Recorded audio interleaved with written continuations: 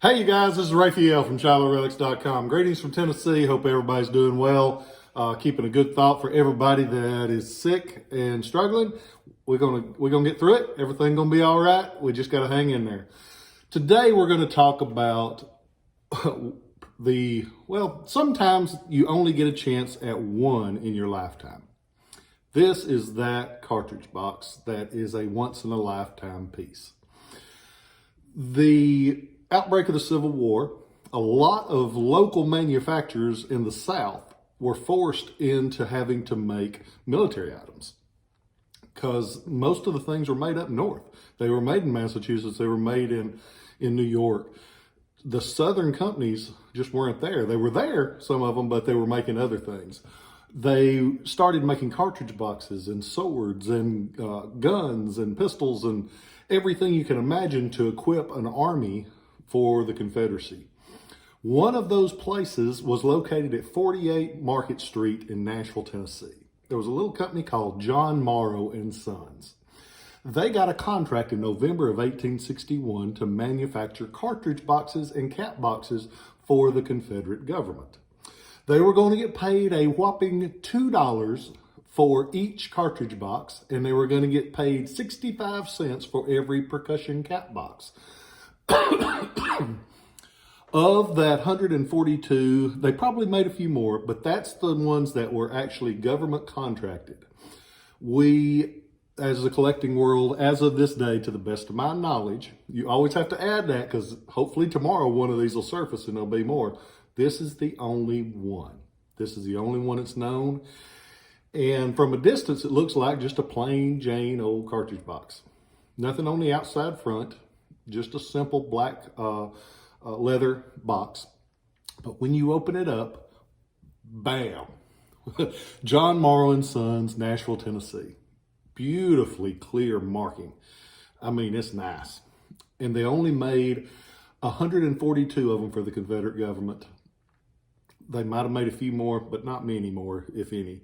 November 61, Nashville fell under control of the Union in 62. So this, if you want one, this is the one you got to have. And it's a cool thing. When you look at it, it does look very similar to that of a Union cartridge box. But when you look at the details are completely different. Because it's so early in the war, and because they were they were making it like the standard Union cartridge box of the day, it has some traits that are interesting, that are very close to what a Union cartridge box is, but there'll be little differences. If you notice, the little roller buckles on the bottom are bigger than a standard Union piece. Same design, same everything, but they're bigger. They were made with the straps on the back like this, two sets of straps actually, so it could be worn on the belt, the soldier's belt, or it could be used with a shoulder sling. I actually still have the shoulder sling that went with this one originally. It had a white buff leather shoulder sling. And it's amazing that the sling survives and that the loops are still there. If you notice the finial, a lot of times people say Confederate cartridge boxes have to have a lead finial. No, they don't. When they couldn't get the brass to do them, they show up with lead. Not all of them are lead though. A lot of them are brass like they would have been, because you got to remember, early days of the war, they're patterning their pieces after the Union pieces directly. So this one has that. Not only does it have that, the later production Confederate cartridge boxes have a single tin on the inside. If you notice, this one has two, which is what they were patterning after the Union pieces. Later, they realized that's a waste of time making two separate cartridge tins on the inside. They make a single tin, easier to make, quicker to make, and when you've got that necessity of getting them in the field, you don't waste time making extras. So, looks like a U.S. box, anything but a U.S. box. It's a wonderful piece. And you know, a lot of times people will talk about provenance, where it has been for the last 150 years. Most of the time you don't know. Most of the time got no idea.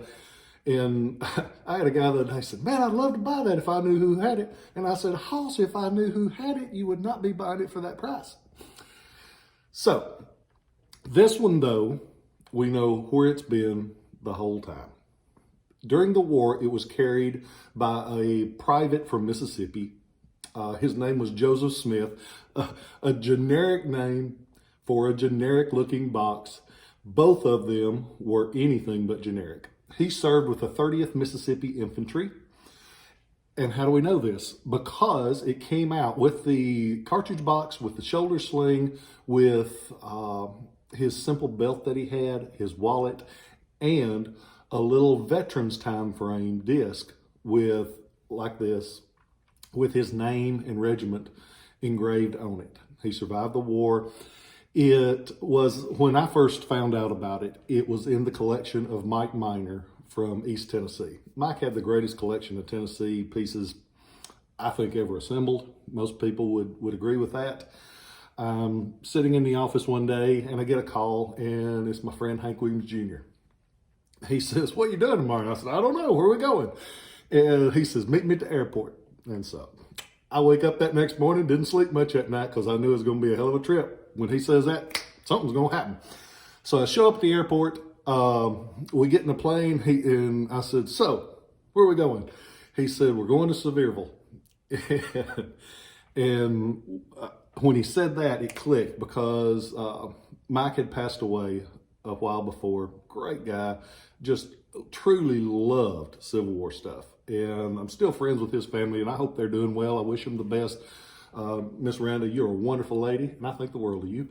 But I digress. And he says, we're going to go there. And I'm thinking, oh my goodness, because I knew several pieces that he had in his collection, because everybody did. If you were in the Civil War stuff in Tennessee, you knew of his collection.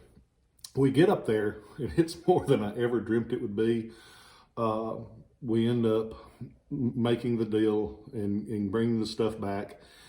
And we couldn't get everything. It was 2 truckloads, U-Haul truckloads of stuff. And so we couldn't get everything on the plane, but we took a few of the special pieces back with us. In the group was this. And the more I looked at it, the more I thought, man, that's amazing. Because it's the only one. It's all there is. So we bought that collection probably 10, 15 years ago, and it spent the rest of the time since then in Hank's gun vault. And every time I would go up, we'd visit and go to the gun room. We'd look at it, and I'd think, man, that's just the coolest box, because nobody else has got one. You are lucky. He decided the other day to let a few things go. I am lucky enough to be the one to share these with you. He was nice enough to let me write a letter on it stating what it is.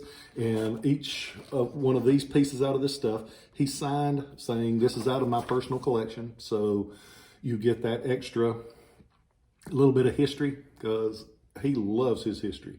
That trip, there was a storm here. We couldn't get back to Savannah, where I live in Savannah, Tennessee. We couldn't get back. So we ended up staying at his place, and we stayed at the cabin. And I wake up the next morning and I walk down, and there was one of the pistols out of the collection. He's sitting there and he's looking at it, and he said, do you realize where this has been? And I thought, that's one of the coolest things I've ever seen, because that man's been everywhere. He's done everything, but he appreciates the history that is tied to an artifact, which is why he kept this. We sold most everything out of that collection, but we kept this one and a few other pieces because they weren't just normal things. They were amazing, wonderful things. So you have a chance. You can go into Shiloh Relics and you can own this. It's on there. I've got pictures from every angle. I've also got pictures of the shoulder sling of the belt and the other pieces that came with it. You get the letter from him saying it's out of his collection, which I personally like, because way before I knew him, I was a fan. I hope that you guys are doing well. Hope everything's going your direction. I'm thankful. I say it a lot, but I mean it every time. I am thankful for you guys. I'm thankful for the life that I have. I'm thankful for the friends I have. And I'm going to keep it short because I've already ran long. Hey guys, I film this on my iPhone, and sometimes I forget to hit that airplane mode so I don't get calls. Sorry, I got that call. But hey, on the bright side, I got a call from my mama, so I got to talk to my mama today. They're coming to have lunch with me, so it's going to be a hell of a good day. Start off with something that nobody else has. Get to have lunch with my mama. Get to have dinner with my family. Get to see my lady friend. All is well in America. I love you guys. I'll catch you next time. Bye-bye.